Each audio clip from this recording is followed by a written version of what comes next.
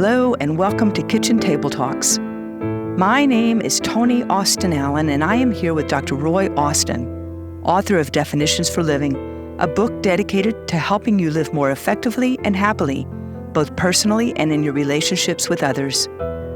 A number of years ago, Dr. Austin compiled numerous articles which he had written to assist his clients into what is now his book, Definitions for Living, making sense of words and ideas that define our lives. Recently, he and I began sitting at our kitchen table and talking about his book, and we became excited about the possibility of sharing our conversations with others who might benefit from them. The podcast you are about to listen to are the product of the recordings we began making of our conversations. We have discussed the book chapter by chapter and have produced this series of podcasts to accompany the printed version of the book, which is now available as an ebook on various publishing websites. Although we believe you will benefit greatly from the podcasts themselves, you will get the most out of them by purchasing the book, reading each chapter prior to listening to the podcast, and having it available to follow along with our conversations. The ebook is available on Amazon Kindle, Barnes & Noble, Scribe, Booktopia, Apple Books, Layman's, and Adlibris. We hope you enjoy our talks at our kitchen table as much as we have, and that your life will be greatly enriched by having shared our conversations with us. Okay, let's go on to Chapter 5, Principles of Conflict Resolution. And you don't get any more straightforward than the very first sentence. Conflict is all around us. Yes, it is. And we probably have more conflict going around right now than I've ever experienced in my life. But as we were talking recently, there were some things about conflict I didn't quite understand. And this chapter has helped me greatly to understand that not everything that feels like a conflict is actually a conflict. That is so true. A lot of times we'll start off with the idea is that if we have a disagreement about something, or if we have values that are not the same in any given situation, or if we're unhappy about something, then we're in a conflict situation, and that's not true. That's just part of life. People have disagreements all the time. It's how they handle those disagreements, and it's how important those disagreements are to us as to whether it becomes a conflictual situation or not. So something that just feels bad or is unpleasant or we're in disagreement with does not automatically constitute conflict. We're not there yet. We get to that in just a moment of when it becomes conflict. Well, I like in this very first paragraph, and this is this seems to be the nutshell of this chapter. It says, we can, however, learn to resolve those differences in ways that actually solve the problem without hurting each other in the process. And that's the difference, Toni, between confrontation and conflict. Issues and problems and situations have to be confronted all the time. We have to go through life solving problems, making decisions, working within our disagreements, and that is just a part of life where we have to confront a situation, and we have to, by definition, confront the person, but in a non-harmful way.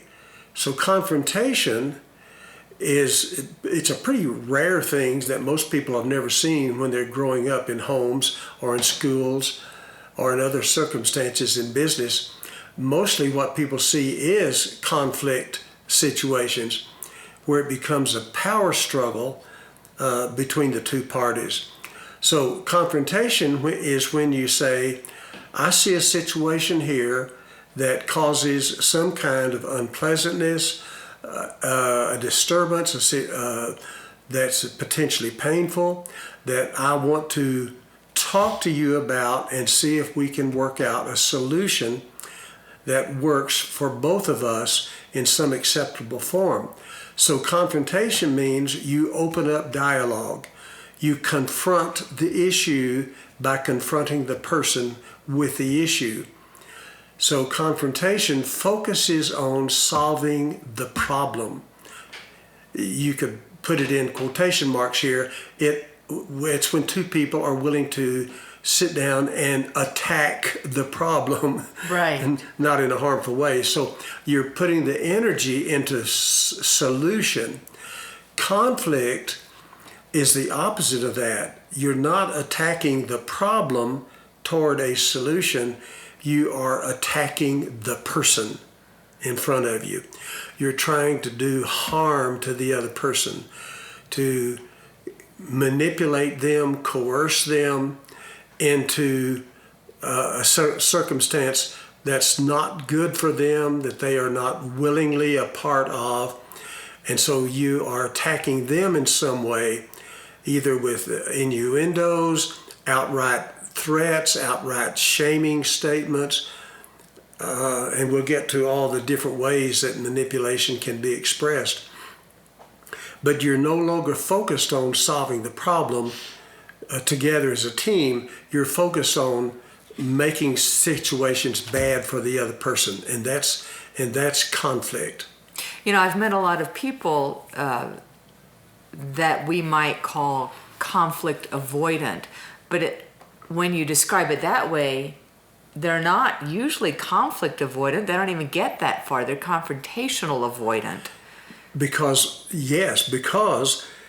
most of what they have seen in life is when unpleasant circumstances do exist, like with their two parents, or in a school situation or something, they have seen a confrontation situation, a problem situation, being approached as a conflict, that two people are really attacking each other. And so they are, in fact, afraid of the conflict that they assume is going to occur because that's what they've seen most of their life. Right. And probably, if they're to that point, they have been the victims of conflict. In most cases, yes. Yes. Yeah. What I'd like to also do is talk about the resolution, because I don't think we all understand resolution. When, oftentimes we think, well, it's resolved, everybody's happy. And dream on. Could you talk to us a little bit about resolution and what this means? Absolutely. And just like you indicated there, resolution is not always a happy outcome for everybody, and it's a kissy happy hug, let's make up, and everybody's happy and everybody gets what they want. Sometimes that does occur, but resolution can occur without your or the other person getting what they want, and certainly not everything that they want. And there may be some disappointment and unhappiness at the end results, but that does not mean resolution has not occurred. I can clarify it a bit by listing the 4 things that I've printed in the book that will constitute resolution. Okay. Either of you can make a simple request, and the other can choose to fulfill it or not. The issue is then dropped without resentment. Done deal. You say, I'm unhappy with this, or I would really prefer it if you would do this instead of that. Would you be willing to do that for me? And the other person can say, yes, I will. And they fulfill that request, and the problem is solved. So that's a simple form of resolution. The other part can be a bit more complicated as we go along, because the second one is you may negotiate a contract that is mutually acceptable and carry out the agreement. So both of you may want something out of the deal. And so you negotiate an agreement, and then both of you keep your word. And then here again, the problem is resolved. The third one is a step beyond that. It says either of you can refuse to engage in any form of coercive behavior and walk away from the discussion if the other persists in manipulation techniques, because then it has become conflictual. When you try to coerce someone to do something they're not willing to do on their own. It's when you do not take no for an answer. And one way that the conflict can be resolved is the other person, you or the other person, can say, I'm not going to get into a power struggle with you about that. Either we'll work this out amicably without trying to manipulate each other or shame each other or guilt trip each other or threaten each other. So let's sit down, stop throwing darts at each other, stop throwing rocks at each other, and let's see if we can work out a deal here. And if the other person refuses, if they want to get into a power struggle, if they want to win a contest, then one way to resolve it is for you to get up and walk out of the room and say, when you're ready to talk in a constructive manner, then we'll bring the subject back up. But otherwise, I'm not going to get into a power struggle with you. So you resolve the conflict by refusing to get into it in the first place. You have to be very self-aware at this time, because when those darts start throwing, it can be very easy to fall right in there with it. Yes, very much, very easy. And then the fourth one, the most extreme, is that if the two of you cannot or don't want to work out your differences in an agreeable way, then you can end the relationship completely. You walk away from it. So all those are resolutions which are not necessarily happy endings, but it ends the conflict. And that's what resolution means. It's conflict resolution. It's not necessarily problem solving. The problem may not be solved, but you refuse to get into a shooting match with the other person. And you may not get what you want, but you need to have acceptance, which takes us back to the very first chapter. Yes, and we'll get to that in one of the principles of conflict resolution in just a minute. And when that happens, it's very tricky, because you may get what you want, the other person doesn't get what they want, and it still can be very conflictual. So I'll look forward to looking at these next parts, which you call attitudinal principles. And so these four are the different processes to get to a resolution. Now explain to us attitudinal principles. Well, this chapter is primarily, as the title indicates, principles of conflict resolution. They're not actual techniques of solving a problem. That's a different topic for another day. In fact, one of the chapters in this book itself focuses on negotiation skills, which we'll get to eventually. So there are many books, websites, seminars about how to solve problems, how to negotiate. I mean, the list is endless on the skills necessary for effective problem solving. But that's not what this chapter is about. This chapter is about getting your attitude straight before you ever even start trying to solve a problem, before you confront a person about a problem that you have or an issue that needs to be resolved. This is stuff that you do inside your head and heart to prepare you to go into it not as an enemy, but as a cooperative person, either a friend or a business associate or as a partner of some sort. That you want this to be resolved amicably if possible. So you have the attitude of compassion and kindness and cooperation. And that's why I call them attitude principles. of how to enter into a problem-solving situation. Well, this very first one is, I think, the biggest one to begin with. It doesn't surprise me that you put this first. A healthy self-esteem. And you say only a mentally healthy person can emotionally afford, in quotations, to terminate a power struggle short of winning it. And throughout this whole part, you keep talking about the healthy self-esteem. Yes, it is the absolute most important part, an attitude that it's the one that you have toward yourself. If you enter into a problem situation, whether business or personal, with your ego at stake, I've got to win this contest.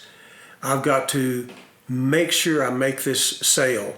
I've got to make sure this person agrees with me.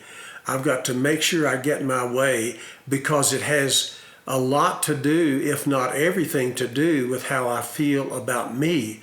My self-esteem is on the block here. So I've got to win this situation, or otherwise I think I'm a failure.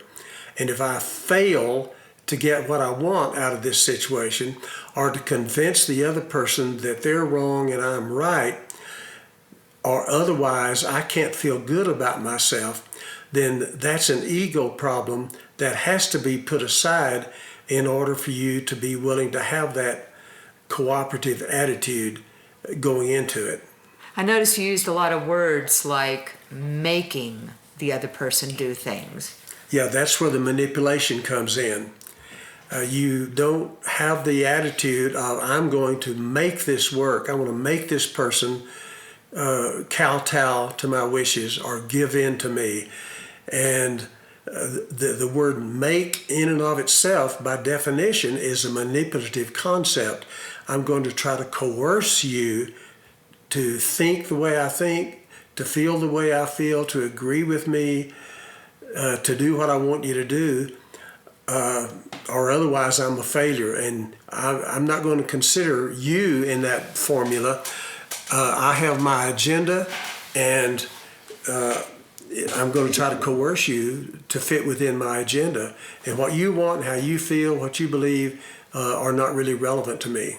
If I may, I'd like to read this last paragraph before moving on, because I think it's quite potent. Finally, a high regard for yourself allows you to have a genuinely caring attitude of giving and personal sacrifice that is sometimes needed in solving differences without conflict. People tend to feel towards others the same way they feel about themselves. When you have a healthy self-esteem, you can be more sensitive to the needs of others. You care about them as much as you care about yourself. You are not focused as much on winning in order to feed your ego as you are on reaching a mutually satisfying solution to a problem. Yes, you're problem focused and not people focused. I like that. And that's the key difference. I like that. So that, I mean, if we could just spend more time on this very first principle, I think that we would all be doing so much better. And we will, Tony, come back around to it in a much later chapter in the book on how to develop a healthy self-concept. And it's a lengthy, very involved, and very important chapter in the book. And so it speaks to how to develop a healthy self-esteem. We're not going into the details of that now, but we can put a parenthesis here and understand that our listeners will hear us discuss how that can be achieved later on in our discussions. Great. Let's go on to the second one, a respect for another's right to say no. This is, hearkening back to some of the other discussions we've had, but it's right here. It has to be a principle to have the respect for another person and their rights. And this is where, or what manipulation is all about. Manipulation, by definition, occurs when someone does not take no for an answer. It is the failure to practice the golden rule, back to that, as you said, that we have to respect the other person's right of choice as much as we want them to respect our right of choice. Otherwise, by definition again, it becomes a form of slavery, either subtle or not so subtle, because that's what a slave is. A slave is a person who does not have the right to say no. And so if we believe that other person does not have a right to say no, then we are seeing them as a slave, as that they are here to serve us. You're here to please me, and if you don't, then I have a right to try to coerce you to get what I want. It's almost like a toddler having a tantrum. It's really at a 2-year-old level, isn't it? Yes, it is. It's that sense of entitlement. Wow. Is there anything else you want to say about this before we move to the next one? No, that works well. Okay, great. Number 3, a willingness to seek understanding. And it says, often a conflict can be prevented quickly when you and the other person really, and here's the word, want to understand each other's perspective on the matter and work toward a satisfying solution. And you really have to have both people wanting that, don't you? Yes. Perhaps not initially. At least one person has to want it in order to open up the dialogue and say to the other person, before we try to solve the problem, Bill, let me see if I understand your position as clearly as you want me to. So before we start trying to get into any solution here, help me understand where you're coming from here and what the background is of this and why you believe what you believe or whatever the issue is. Right. So you've got to want to understand the other person. And sometimes the other person is so defensive and unskilled in this process that they're not wanting that at that moment. But you may model for them by inquiring gently and sincerely into their position and their attitudes and their needs and their emotions. And it might model for them of saying, hey, this person really cares about me. They're not just trying to have their way. And that can let down some walls of defense and aggressiveness in the other person, even though they're coming in to it dressed for bear. But that may, and often does, create a sense of cooperation, and it lowers the steam in the situation where they can also want to understand you because you've modeled it for them. And at the same time, if you're modeling that open ear and wanting to listen, you also have, as you said, you have to have the courage to communicate your own goals and priorities clearly and with conviction. And, when you're in a conflict, that's again where you have to have self-awareness, because it could come out very rough and tumble. And so you kind of have to take that pause. And hopefully you've done that before you ever opened up the conversation in the first place. Back to our chapter on effective communication skills, you need to think before you open your mouth about what am I trying to accomplish here, what's my goal, my end result that I'm after, and how do I want to present myself as a friend rather than an enemy, so as not to get this other person's walls of defenses up automatically at the first. So you really need to think ahead and plan so that you can present your needs in a logical, rational manner instead of just flying off the handle from the very beginning. And there's one more thing in this. This has a lot of little layers to it, because you say withholding information, misrepresenting the facts, and being deceptive about one's own position are common manipulative techniques. And I know exactly what you're talking about, because often when we are conflict or confrontational avoidant, we just, fine, I'm just going to shut up and Right. let them have it. But that doesn't help, does it? No, it does not. It just goes underground. Yeah. Or if you don't know, I'm not going to tell you. Oh, yeah, that's well, you should know what I want, or you should know how I feel. Yeah. And none of that's appropriate. You have to be very articulate and practice what you're going to say and not assume they can read your mind or expect them to read your mind. I like the way the chapters are starting to meld into each other. Yes, everything in this book is related to everything else. Yes, it is a layering, and I'm starting to recognize that it's really quite skillful in that. Thank you. So number 4, a willingness to negotiate. Yet again, you have the word willingness. And this is one of those 2 ways to resolve a situation without it being conflictual. Each of you have to ask each other and ask yourself, am I willing to negotiate and compromise without thinking that's the same thing as surrender? Because compromise is not surrender. It's a very legitimate, important skill and attitude to go into a situation with, is that I'm willing to give as well as take, because I have another human being that matters to me, simply because they're another human being that deserves my respect, that I want them to feel like at least partly a winner when we walk away from this situation. So I have to be willing to say, let's see if we can cut a deal here that's at least partly satisfactory for both of us. Mm-hmm. And sometimes that means letting the other person have their way. Sometimes, yeah. And does that come into that reciprocity idea of, this? Because sometimes I'll want something, but it's just not that bad. So, it's kind of easy to say, it's all right. Yes, sometimes you have to choose your battles. Yeah. Reciprocity, of course, is a vital requirement for any healthy relationship, but that does not mean tit for tat, something for something at every turn, at every situation, all the time, one after another. It's reciprocity over time.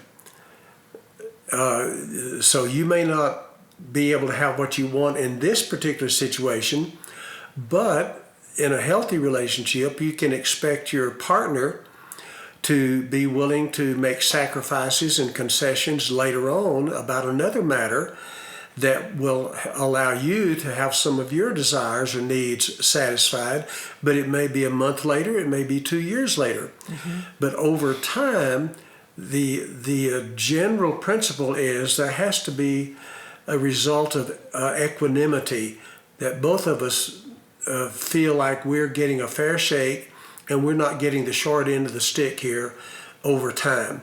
But we may have to have the short end of the stick at any given juncture in the relationship, because sometimes you just cannot have a mutually satisfying outcome on this particular issue. And it could be something as simple as where you go to eat out or what movie you go to see, all the way up to very personal conflicts. Yes. I will often just defer to the other person because I have a pretty wide range of likes, and I can let it go. But I'm recognizing that sometimes it's really good to stand up and say, I'd like this. And I think a lot of people, particularly women, I don't know if you've seen this in your therapy, but particularly women, we kind of just sometimes learn to defer and, sure, let's just go on and do that. Just to kind of appease things. It's not that important. Yes. But through that process, will lose a sense of self. Yes. And a sense of satisfaction, knowing that the other person really cares about our needs and desires as well. And it's a difficult position when someone is always deferring to the other person and not asking for, or at times insisting on their needs being satisfied as well. And then that builds up and builds up and builds up into usually ultimate resentment, is that because they wind up feeling cheated because they are being cheated. And so a healthy couple, business or personal, they have to make sure that it's a balanced quid pro quo over time, or so that neither of them feels like they're getting the short end of the stick. Which goes right into number 5, a willingness to live with a non-giver without resentment, or to simply end the relationship. That's exactly what we're talking about here. This is a tough one. That's why it's number 5, because it's the hardest one. But it is an attitude of personal responsibility. If I wind up in this relationship feeling cheated, disrespected, or my needs not getting fulfilled satisfactorily enough, but I choose to stay in the relationship anyway, because somehow you wouldn't stay in a relationship until at least some part of your brain has decided that the benefits of staying in it outweigh the disadvantages of it, or conversely, the detriments, the costs that you are anticipating having to pay if you end the relationship are more painful and unpleasant than the cost that it takes to stay in an unsatisfactory relationship is greater. So either the benefits outweigh each other or the disadvantages outweigh each other. But regardless, you're going to make that decision to stay based on what we call the benefit cost analysis that goes on in everybody's brain about every decision we make. And if you decide, regardless of whether you understand why you've decided that or not, to stay in that relationship, then you must do it without holding a grudge to the other person, because they're not making you stay there. You're choosing to do it. And so you have to take responsibility and say, if I stay, I'm not going to make this other person's life miserable just because I'm not happy. And conversely, if you decide to end it, how many times have I heard friends about the ending of a relationship, and years later, they're still angry about having to, or chosen, if they've chosen to end the relationship, and they're still at each other's throat, and they're still holding and harboring resentment. It's useless. It's a useless way to live. It's a painful way to live, but they feel some kind of a justification by holding grudges in some form of what they consider some sort of a victim role or a justice role or something like that. And all they're doing mainly is making themselves miserable with anger and resentment, and they may go as far as to make the other person's life miserable as well. And that's when it really gets nasty. Yeah, it can last long after the relationship is ended. And I like what you say at the very end. Remember that it was your choice to stay in the relationship. Your partner should not have to pay the price for that decision. Exactly. It's the ownership of our decisions. And that you rarely see in real life. Yeah. Sometimes you see it, and it's a nice thing to notice when you know someone who's healthy enough to say, I made the decision, I decided to live with it, and I'm not going to beat up on myself or the other person because of it. I'm going to move on to the next thing in my life and make the best of it.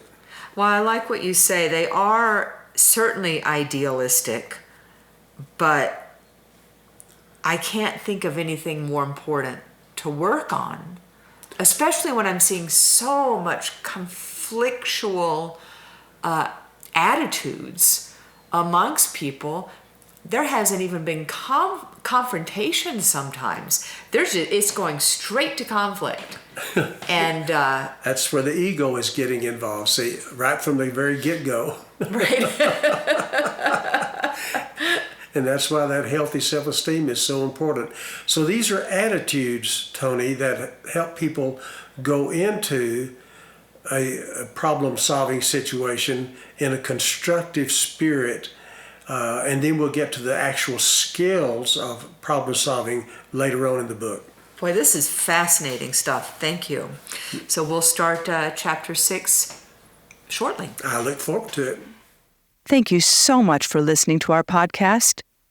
Again, Dr. Austin's ebook is available on Amazon Kindle, Barnes & Noble, Scribd, Booktopia, Apple Books, Layman's, and Adlibris. We look forward to having you join us for our next podcast.